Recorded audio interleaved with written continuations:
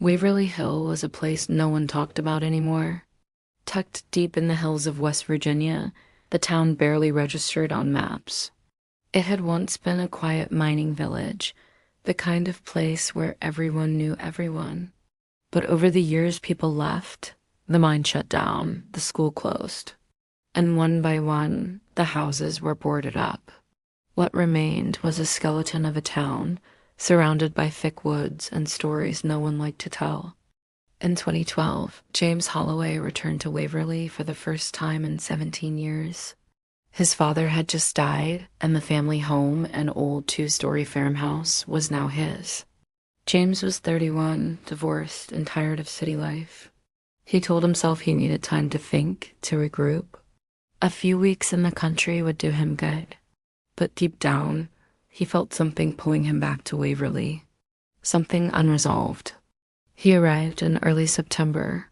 The air was cool, the hills were silent, and the town felt frozen in time. Most homes were empty, the corner store was gone. The only familiar face was an old man named Reggie, who ran a gas station half an hour away and remembered James from when he was a boy. Reggie asked why he'd come back. James just shrugged and said, "I guess I needed to." The first few days were uneventful. He cleaned the house, walked the overgrown fields, and tried to enjoy the solitude. At night, though, he had trouble sleeping. There was a constant humming sound, low, steady, almost mechanical, that came from the direction of the woods behind the house.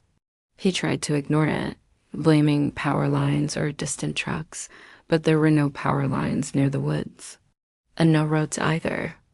On the fourth night, James stood out on the back porch around midnight, staring up at the stars. The sky was perfectly clear. That's when he noticed the lights, 3 of them, bright white orbs moving silently across the sky, not in a straight line, but in fluid, unnatural patterns. They weren't planes. They weren't helicopters.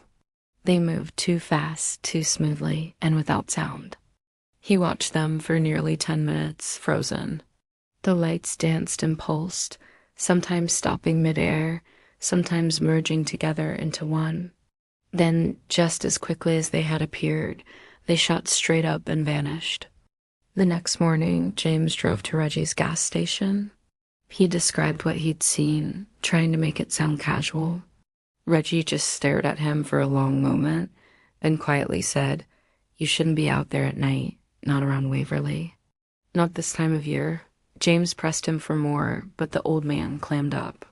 He handed James a folded paper bag with a pack of cigarettes he hadn't asked for and said, "If you see the lights again, don't follow them." That night, James set up a camera on the back porch. He stayed up until 2 a.m., but nothing happened. No lights, no sounds, just wind and darkness. But when he checked the footage the next morning, the video had glitched around 12:47 among 4:38 seconds. The feed was warped with static, and some tall, narrow figure passed in front of the lens. It was barely visible, like a shadow cutting across the frame, but it was there, slender, long-limbed, and silent. Shaken, James decided to drive into town the next day and look through some local records at the old library, which was still open on weekends. He asked the librarian about anything strange in Waverly's history: blackouts, plane crashes, missing persons. She hesitated, then brought him a dusty box marked unexplained. Inside were newspaper clippings going back to the 1960s. Most described strange lights, animal mutilations, power outages, or people disappearing into the woods and never coming back. One article in particular stood out. It was from 1974 and mentioned a group of teenagers who camped near the old Holloway property, James's own land, and vanished overnight. All that was found was a melted tent and a burned circle in the grass. The story was dismissed as hysteria, but the pattern was obvious. Every 10 to 15 years, strange activity flared up in Waverly, and the last major event? It had been in 1997, the same year James left as a child. That night, the lights returned. He saw them from his bedroom window. Brighter now, closer.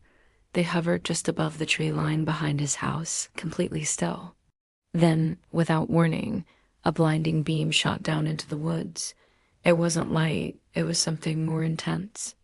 It pulsed like a heartbeat and made the ground tremble. Against every instinct, James grabbed a flashlight and walked toward the woods. As he neared the trees, the beam vanished. The lights were gone, everything was silent.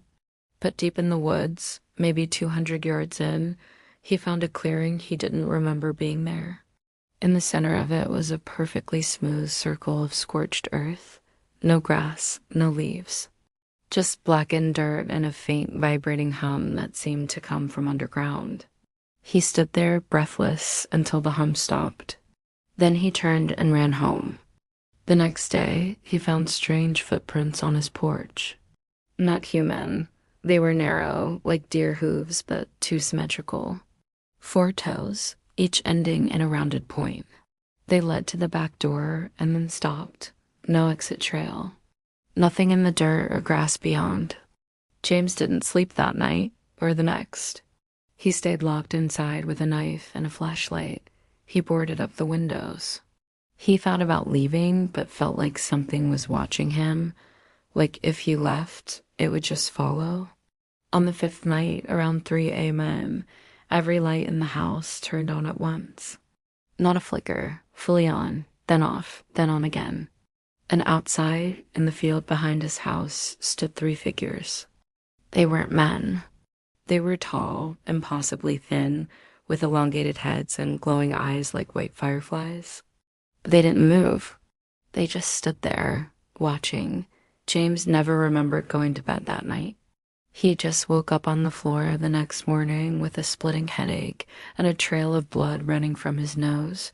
His camera was gone. His phone was dead. Every clock in the house was blinking 12 o'clock. That was the last night he spent in Waverly Hill. He sold the house to the state a month later, packed his car, and drove until the gas tank was nearly empty. He hasn't been back since. But sometimes, late at night, he still hears the humming sound, faint, like it's coming from far beneath the earth. And when he closes his eyes, he swears he can see the lights moving behind his eyelids. Not a dream, not a memory. Like they're still watching. If these stories gave you chills, make sure to hit that like button. It helps more people find this video and maybe even share their own experiences in the comments. Have a story you think we should tell? Drop it below. I read every one. And if you enjoy getting scared, subscribe and turn on notifications. I post new horror every week, just like this. Until next time, sleep tight.